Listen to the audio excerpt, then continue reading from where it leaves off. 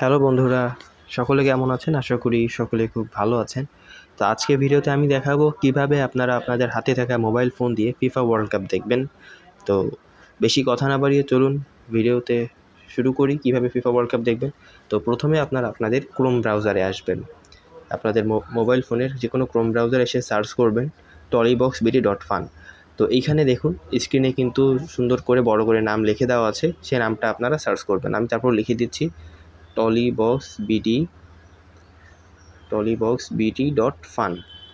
ঠিক আছে, আমি এখানে লিখে দিচ্ছি। এখন লেখা হয়ে গেলে আপনারা এটা সার্চ করে দিবেন।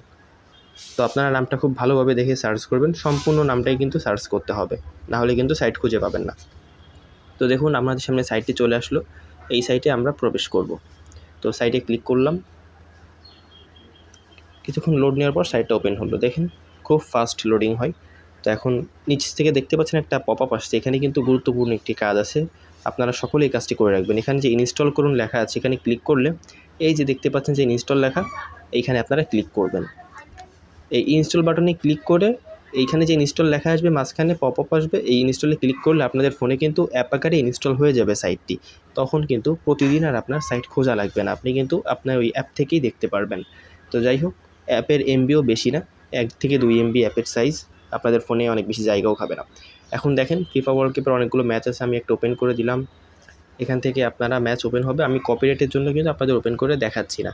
যাই হোক, এখান থেকে 3টা সার্ভার আছে দেখতে পাচ্ছেন, যে কোনো একটা সার্ভার ওপেন করে আপনারা দেখতে পারেন আপনাদের মন মতো।